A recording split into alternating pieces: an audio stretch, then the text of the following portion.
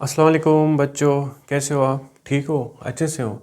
I hope आप सारे ठीक होंगे। ठीक है, तो सॉल्यूशंस का जो चैप्टर है उसके जो आगे लेक्चर्स हैं वो हम स्टार्ट करने जा रहे हैं।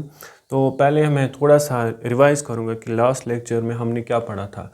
तो लास्ट लेक्चर में हमने पढ़ा था, क्या पढ़ रहे हैं, vapour pressure of liquid solutions. ठीक है, तो vapour pressure of liquid solutions में मैंने आपको पहला पार्ट पढ़ा है vapour pressure of liquid liquid solution. ठीक है, और vapour pressure of liquid liquid solution में आप लोगों ने ये पढ़ा था, जो लिक्विड लिक्विड सॉल्यूशन होते हैं दोनों हम उसमें लेते हैं वोलाटाइल वोलाटाइल। ठीक है, और उसके अंदर हमने पहला केस पढ़ा था रॉल्स लॉ भी। ठीक है ना, रॉल्स लॉ अप्लाई जब करते हैं दो वोलाटाइल लिक्विड्स का, तो उसके लिए हमने एक एक्सप्रेशन भी निकाली थी। ठीक, तो आज हम स्टार्ट करेंगे केस 2। बट केस 2 किस में पढ़ना है, इसको पहले समझो कैसे आप सॉल्यूशंस पढ़ रहे हो।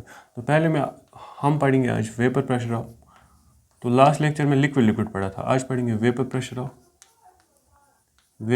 Of liquid solid solutions. देखो, liquid solid solutions, last lecture में पढ़ा था लिक्विड लिक्विड, आज लिक्विड सॉलिड सॉल्यूशंस का वेपर प्रेशर पढ़ना है।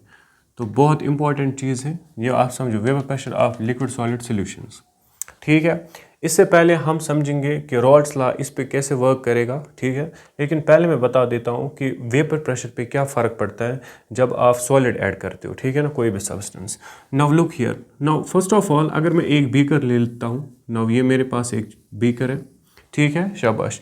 तो अब की बार मैं इसमें डाल रहा हूँ सॉल्वेंट, कोई भी सॉल्वेंट ले लो, बट वो क्या है मेरे पास सर, वो वोलेटाइल है। ठीक है जी, वो हमने ले लिया वोलेटाइल, और वोलेटाइल के बाद अब हम ये एक्ट करेगा एज अ सॉल्वेंट। ठीक है जी, उसके बाद मैं यहाँ पे ऐड करूँगा सल्यूट, लेकिन अब की बार जो सल्यूट है वो किसके फॉर्म में है, लिक्विड नहीं है, अब की बार वो सॉलिड, लेकिन वो है नॉन वोलेटाइल। ठीक है, तो इसका मतलब एक सब्सटेंस मैंने यहाँ पे वोलेटाइल डाला है, दूसरा डाला है नॉन वोलेटाइल। ठीक है, अब बताओ क्या होगा। और इस वाले साइड से मैं एक बीकर लेता हूँ, इस वाले साइड से मैं एक और बीकर लेता हूँ। मेरी बात ध्यान से समझ लो। ठीक है, जब आप सॉल्वेंट के अंदर या इन सोल्यूट प्लस सॉल्वेंट, वो क्या बना के देगा सर, वो सोल्यूशन है। तो ये आपको मान लीजिए ये सोल्यूशन है, इसमें आपका बन गया सोल्यूशन। ठीक है, और इसमें मैं ओनली लिक्विड डालूंगा, लिक्विड बोले तो सीधे मैं इसमें डालूंगा सॉल्वेंट, इसके अंदर है प्योर सॉल्वेंट। पहले सेटअप देखो मैंने क्या क्या करा है। ठीक है ना, मैंने दो बीकर लाया। ठीक है, एक बीकर में मैंने ओनली सॉल्वेंट वाटर डाला, और ये भी क्या होना चाहिए, ये वोलेटाइल होना चाहिए। ठीक है, ये वोलेटाइल, तो इसमें मैंने प्योर सॉल्वेंट वोलेटाइल डाला है, और इसमें मैंने क्या बनाया है, सोल्यूशन। या आप ऐसे पहले समझो। फर्स्ट ऑफ ऑल अब मेरी बात ध्यान से समझ, अगर ये वोलेटाइल है ऑब्वियस बात है इसके वेपर्स तो बनेंगे, वेरी गुड। तो ऊपर से इसके क्या आएंगे, इसके सर आएंगे वेपर्स, आएंगे कि नहीं, वेपर्स, वेरी गुड। अब इसके अंदर चलो मैं इसी को इसमें समझता हूँ कि अगर ये सॉल्वेंट हम इधर भी लेंगे, ये सॉल्वेंट हमने इधर भी लिया, लेकिन अब आप ऐड कर रहे हो इसके अंदर non volatile solute. For example आपने ऐड किया शुगर, क्या किया, ऐड शुगर। जो ही आपने इसके अंदर शुगर डाल दिया, ठीक है ना, तो यहाँ पे पार्टिकल्स आपके कौन से पार्टिकल्स आते हैं सर, यहाँ पे शुगर के पार्टिकल्स आएंगे। ठीक है, आपको क्या लग रहा है, क्या इधर वेपर प्रेशर कम होगा सोल्यूशन के अंदर के सॉल्वेंट के अंदर? सर जो ही हम नॉन वोलेटाइल सॉल्यूट कोई भी ऐड करेंगे, जो पहले प्योर सॉल्वेंट का ओनली एंड ओनली सॉल्वेंट का वेपर प्रेशर था वो ज़्यादा होगा एज कम्पेयर टू दिस। क्यों? क्योंकि अब सर ये सॉल्वेंट नहीं है, इसके अंदर हमने क्या डाला है, सॉल्यूट, और सॉल्यूट की वजह से इसके वेपर्स कम बनेंगे। अब ऐसा क्यों? क्योंकि आप देखिए ना, इसके अंदर जो वेपर्स निकल रहे थे, कोई यहाँ पे कोई स्ट्रिक हिंड्रेंस, कोई यहाँ पे हिंड्रेंस था ही नहीं सरफेस पे, बट जो ही यहाँ अंदर से वेपर जाएंगे, अब यहाँ पे सॉलिड पार्टिकल्स तो भी होंगे, मीन शुगर पार्टिकल्स इधर होंगे, और वो उन वेपर्स को रोकेंगे कि नहीं, और वो ऊपर नहीं जाने देंगे। दैट्स वाई इससे वेपर प्रेशर कम बनेगा। तो मैं ऐसे साइन लगा सकता हूँ, है कि नहीं? तो इसका मतलब मैंने बोला कि अब मैं एक इंपॉर्टेंट चीज़ बोलूँगा, मैं एक यहाँ पे एक इंपॉर्टेंट चीज़ लिखूँगा। मैं ऐसे लिख सकता हूँ the vapour pressure of, listen, जो वेपर प्रेशर होगा ना, द वेपर प्रेशर ऑफ किसका, the vapour pressure of solution, जो मैंने सोल्यूशन बनाया, the vapour pressure of solution is lower than या ऑलवेज लवर देन किससे कम होगा, the vapour pressure of solution is lower than, very good, बताओ किससे होगा, शाबाश, is lower than pure solvent. तो ये बात, मेरी बात याद रखना यहाँ पे। तो वेपर प्रेशर ऑफ सोल्यूशन कम होगा हमेशा किससे, प्योर सॉल्वेंट से। तो मैंने यहाँ पे लिखा भी, ठीक। आप प्योर सॉल्वेंट को PA0 से भी दिखा सकते हो, ये PA0 प्योर सॉल्वेंट है, ठीक है ना। ना यहाँ तो ऐसे बना दो, अपनी जगह याद रखो, ये सॉल्वेंट है, ठीक है ना, यहाँ पे सोल्यूशन है, तो सॉल्वेंट का वेपर प्रेशर ज़्यादा होगा। और अब आपको पता चला है कि जब आप इसके अंदर नॉन वोलेटाइल सोल्यूट ऐड करोगे वेपर्स ऊपर नहीं जाएंगे, बिकॉज वो रोकेंगे वो सोल्यूट पार्टिकल सरफेस पे और वेपर्स कम बनेंगे। I hope you get it, ठीक है ना। और इसी चीज़ को हम बोलते हैं important, that is called lowering in vapour pressure. This is called lowering in vapour pressure. ये बात याद रखना। कोई आपसे पूछेगा कि what is lowering in vapour pressure, आप क्या बोलोगे? शाबाश। What is lowering in vapour pressure, कोई आपसे तो पूछेगा लवरिंग इन वेपर प्रेशर क्या है। सर हम सिंपली बोलेंगे लवरिंग इन वेपर प्रेशर ये होता है जब हम नॉन वोलेटाइल सोल्यूट ऐड करते हैं किसके अंदर, प्योर सॉल्वेंट के अंदर, उसके वेपर्स कम होते हैं as compare to pure solvent. That's why this is called lowering in vapour pressure. और किसके अंदर लवरिंग इन वेपर प्रेशर होता है? सॉल्वेंट के अंदर, किस सोल्यूशन के अंदर? सर सिंपली वो सोल्यूशन के अंदर होता है। क्यों सर? क्योंकि इसमें नॉन वोलेटाइल सोल्यूट ऐड किया गया। क्यों सर? नॉन वोलेटाइल सोल्यूट यहाँ पे वेपर्स को ऊपर नहीं जाने देंगे। आई होप ये बेसिक आपको समझ में आया होगा लवरिंग इन वेपर प्रेशर, ठीक है जी, शाबाश। अब मेरी बात ध्यान से समझ लो। अगर हमने लवरिंग इन वेपर प्रेशर समझा, उसके बाद अगर मैं इस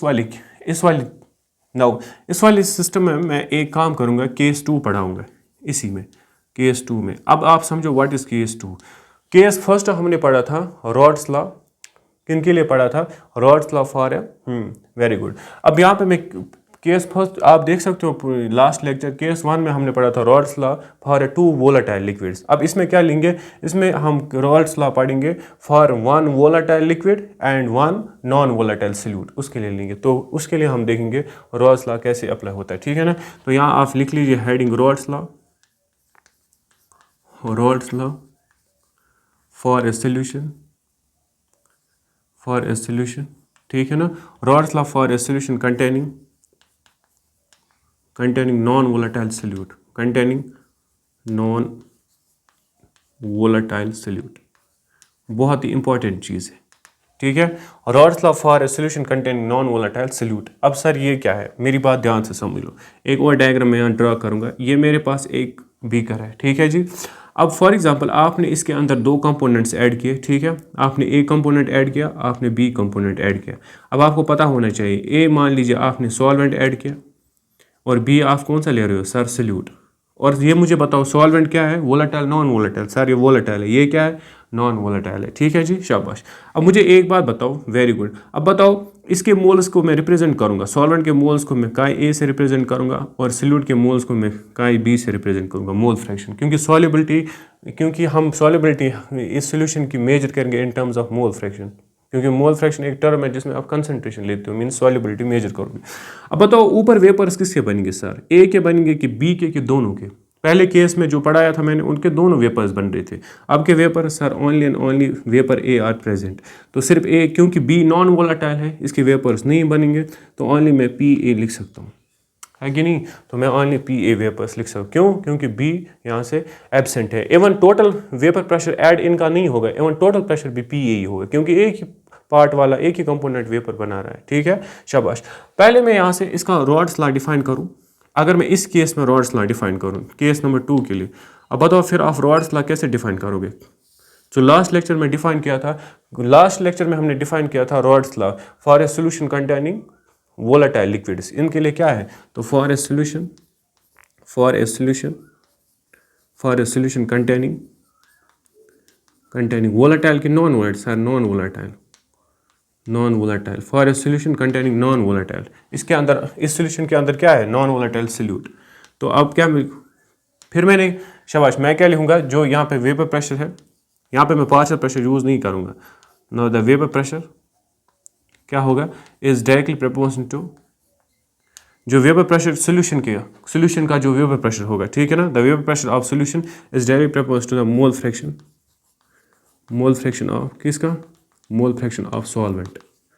ये देखो उस वाले और इस वाले में क्या डिफरेंस है। केस वाले फर्स्ट में हमने एवं rods law applicable only for volatile liquids, लेकिन यहाँ अगर नॉन वोलेटाइल्स के लिए मैं रॉड्स लॉ डिफाइन करूँ तो मैं लिखूंगा for a solution containing non volatile solute vapour pressure. वहाँ पे लिखा था आपने पार्शियल प्रेशर। क्यों? क्योंकि वह उस केस में आपके दोनों बन रहे थे वेपर ए एंड बी, और अगर ए का भी देखना पड़ेगा कितना वेपर्स है दूसरे का भी, तो हम उसके लिए टर्म यूज करेंगे partial pressure, partial means individual pressure, लेकिन यहाँ एक ही बन रहा है, दैट्स वाई मैंने सिंपली लिखा vapour pressure is directly proportional to the mole fraction of solvent. और सॉल्वेंट यहाँ पे वोलेटाइल, जितने यहाँ पे कंपोनेंट सॉल्वेंट प्रेजेंट होंगे उतने ही उसके ऊपर वेपर्स बनेंगे, लेकिन वहाँ पे हमने सॉल्वेंट्स के बगैर कुछ और लिखा था सोल्यूशन, क्योंकि वहाँ पे दोनों वेपर्स जा रहे थे, सोल्यूट के भी और सॉल्वेंट के, दैट्स वाई वहाँ पे हमने सोल्यूशन लिखा। तो यहाँ पे याद रखें, वहाँ हमने पार्शियल प्रेशर यूज़ किया था और यहाँ इसके बदले और इसके बदले वहाँ पे यूज़ सोल्यूशन किया, यहाँ पे सॉल्वेंट, बिकॉज यहाँ पे वेपर्स एक ही कंपोनेंट बना रहा है और एक ही कंपोनेंट्स, इसलिए मैंने सॉल्वेंट का ये लिखा। आई होप जो मैं समझाने की कोशिश कर रहा हूँ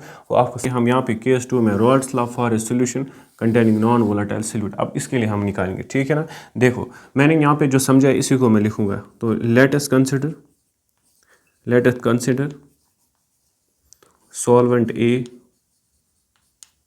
let us consider solvent A which is volatile, yes sir, ये volatile है, which is volatile, and और क्या है, शाबाश, and solute B, तो solute को मैंने B माना है, यहाँ पे देख लीजिएगा आप, तो which is ये क्या है, which is non volatile, which is non volatile, ठीक है जी, शाबाश। उसके बाद और क्या है, यस सर, और ये है PA is the vapour pressure, किसका है, PA is the vapour pressure of solvent A, solvent का मैं सीधे लिखूंगा, ठीक है ना, हैविंग, क्योंकि इसी के वेपर्स प्रेजेंट होंगे, हैविंग मोल फ्रैक्शन, इसके मोल फ्रैक्शन क्या होंगे, जिससे मैंने रिप्रेजेंट किया, इसका मोल फ्रैक्शन का A है। मैंने सिंपली लिखा है, क्या सर लिखा आपने, let us consider solvent a solvent, ठीक है ना, एंड सोल्यूट B, ठीक है जी। एक सोल्यूट एक वोलेटाइल है, दूसरा नॉन वोलेटाइल, और P is the vapour pressure, सिर्फ एक ही कंपोनेंट के वेपर्स बनेंगे, PA is the vapour pressure of solvent having mole fraction का E, इसके मोल्स में रिप्रेजेंट किए का E। अब आप अप्लाई करो ना अकॉर्डिंग टू रॉल्स लॉ, बताएं रॉल्स लॉ किसके बराबर सर, वो होता है P is directly proportional to the chi, partial pressure is directly proportional to the mole fraction, ठीक है। अब आप इस कंपोनेंट्स के लिए रॉल्स लॉ, क्योंकि रॉल्स लॉ से हम वेपर प्रेशर निकालते हैं, इस कंपोनेंट्स के लिए सर ये PA, क्योंकि PA कंपोनेंट्स के लिए इक्वल्स टू, अब मैं इसको प्रोपोर्शनल साइन को हटा देता हूँ, यहाँ पे लगाऊंगा ये डायरेक्ट प्रोपोर्शनल के लिए यहाँ से प्रोपोर्शनल साइन, ये PA not, what is PA not, इसी के अपने प्योर कंपोनेंट के वेपर्स होंगे। उसके बाद मोल फ्रैक्शन इसका का ए, बताओ PB किससे मैं रिप्रेजेंट करूं सर, PB नॉन वोलेटाइल है, इसके वेपर्स नहीं बनेंगे, एवं इसका रॉल्स लॉ भी अप्लाई नहीं होगा, तो वो क्या आ जाएगा, वो PB 0 के बराबर है, क्योंकि PB जो है ना वो नॉन वोलेटाइल है, इसके वेपर्स भी नहीं बनेंगे। उसके बाद हम क्या करते हैं शाबाश, उसके बाद हम करेंगे अप्लाइंग, यहाँ ऐसे लिखो according to Dalton's law of partial pressure. तो what is Dalton's law of partial pressure, वो किसके बराबर होता है सर, वो बराबर होता है P, देखो P टोटल, यहाँ आप ऐसे लिख सकते हो, P total of solution equals to, वो sum of individual sum of होता है PA प्लस PB, होता है ना इसी के बराबर, यस सर। अब हम क्या करेंगे, अब हम सीधे लिखेंगे P सोल्यूशन, इधर देखो P सोल्यूशन लिखा कि नहीं, इक्वल्स टू, उसके बाद PA का वैल्यू, PA किसके बराबर, PA बराबर PA नॉट, उसके बाद का A, उसके बाद प्लस PB कंपोनेंट किसके बराबर, 0 बराबर, ठीक। तो मैंने करा क्या है, simply according to the Raoult's law, ये अकॉर्डिंग टू रॉल्स लॉ की डेफिनेशन है, उसके बाद मैंने ए कंपोनेंट को अप्लाई किया रॉल्स लॉ, तो वो आ रहा है बराबर PA इज इक्वल टू, इसके बाद कॉन्स्टेंट लगा PA not, that's pure vapour pressure component A, और ये का A, PB के लिए इसके लिए भी मैं रॉल्स लॉ लगाता है, लेकिन Raoult's law applicable only for volatile, but ये क्या है नॉन वोलेट, तो PB इज इक्वल टू 0। उसके बाद according to Dalton's law of partial pressure, ये होता है बराबर P solution PA plus PB। अब P सोल्यूशन, अब आप सब्स्टिट्यूट करें वैल्यू PA किसके बराबर, दिस इज PA नॉट का A के बराबर, ओके शाबाश।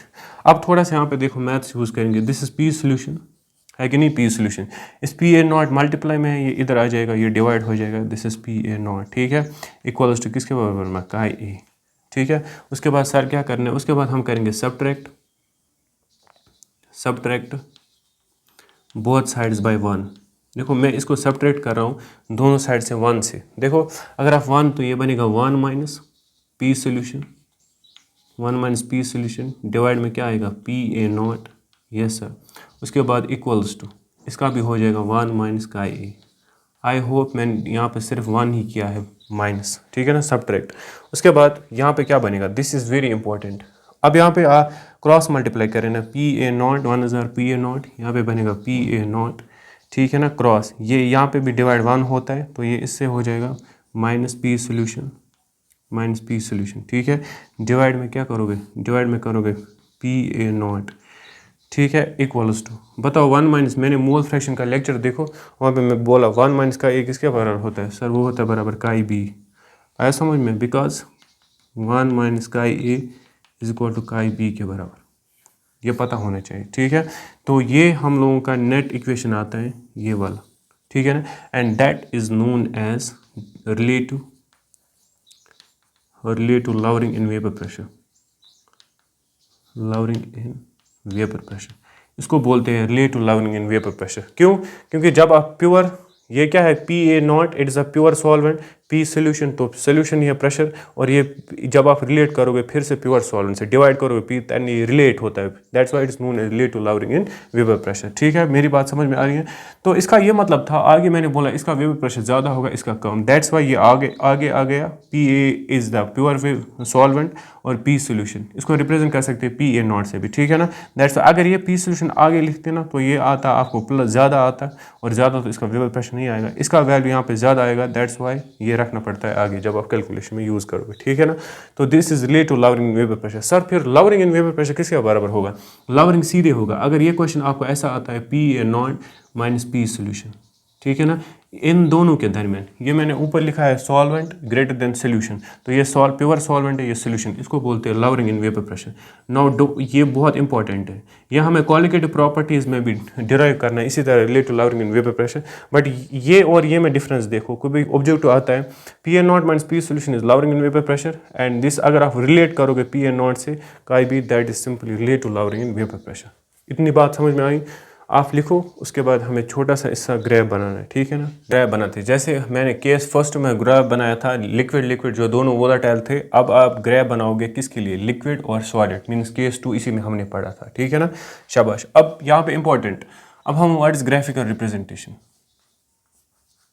ग्राफिकल रिप्रेजेंटेशन, उस वाले जिसने वो लेक्चर नहीं देखा प्लीज़ वो पहले देखो, तब ये आपको बहुत आसान लगेगा, इवन ग्राफ भी आपको आसान लगेगा, ठीक है ना। This is graphical representation. अब देखो ग्राफ कैसे ड्रॉ होगा, अब आप चलो इसको मैं 2 साइड से मान लेता हूँ ग्राफ को, ठीक है, शाबाश। अब आप मान लीजिए बट किसके दरमियान बनाना है graph, sir mole fraction, mole fraction क्या होता है, सॉल्युबिलिटी कंपोजिशन, उसके बाद ये वेपर प्रेशर के दरमियान, ठीक है। मान लीजिए यहाँ पे इसमें तो एक ही कम, वहाँ पे हमने लिखा था काई ए इज इक्वल टू मैक्सिमम और काई बी हियर मिनिमम, कम। जब आपने कंपोनेंट ऐड किया था, फिर यहाँ अगर काई ए 1 था, यहाँ पे काई ए 0, यहाँ पे अगर काई बी 0 था, यहाँ पे काई ए 1, प्लीज़ वो लेक्चर देख लेना, ठीक है। अब मैं यहाँ से एक ही साइड से बना रहा हूँ 0, मे बी यहाँ स्केल होगी 0.2, 0.4, 0.6, यहाँ पे 1, तो यहाँ पे जो काई ए एक ही कंपोनेंट है वो मैक्सिमम होगा, आएगा कि नहीं, मैक्सिमम, शाबाश। अब इसका ये मतलब है, इसको हम ऐसे पढ़ते हैं वेपर प्रेशर, ठीक है ना, वेपर प्रेशर और मोल फ्रैक्शन, और इसका मतलब अगर आप फॉर एग्जांपल यहाँ मैक्सिमम पे जाओगे तो इसका ग्राफ कुछ ऐसा प्लॉट होगा। सर ये क्या है, ये है वेपर प्रेशर इंक्रीज होगा जितने नंबर ऑफ मोल्स होंगे सोल्यूशन में, जितने नंबर ऑफ मोल्स क्या होंगे सोल्यूशन में, उतने ही वेपर ज़्यादा होंगे इसके, ठीक है ना। दैट्स वाई मोल फ्रैक्शन यहाँ से इंक्रीज हो रहा है और वेपर प्रेशर भी यहाँ पे इंक्रीज हो रहा है, तो यहाँ पे मैक्सिमम होगा, दिस इज किसका कंपोनेंट, यहाँ पे प्योर वेपर प्रेशर होगा पी ए नॉट का। एवं ये लाइन है वेपर प्रेशर किसकी, पी ए की, है कि नहीं, पी ए की, और ये इसका टोटल प्रेशर भी होगा, पी सोल्यूशन या P total is equal to P A. वो ग्राफ देखना, वहाँ पे हमने 2 साइड से बनाया था, फिर हमने टोटल लाइन ज्वाइन की थी वहाँ पे टोटल प्रेशर, क्योंकि इसमें यही एक कंपोनेंट के वेपर्स, यही कंपोनेंट प्रेजेंट होगा और यही लाइन आपको टोटल प्रेशर भी देगी, क्योंकि दूसरा कंपोनेंट तो एब्सेंट है, ठीक है। आई होप ये लेक्चर आपको समझ में आया होगा। तो बेसिक लेक्चर नहीं था मैं कह सकता हूँ, और ये केस नंबर 2 था, ठीक है। तो इस तरीके से हम लोगों ने रॉल्ड्स लॉ कंप्लीट किया था। प्लीज़ इन लेक्चर को अच्छे से देख लेना, बहुत इंपॉर्टेंट है। अब हम नेक्स्ट लेक्चर से ideal solutions and non ideal solutions start करेंगे, ठीक है ना।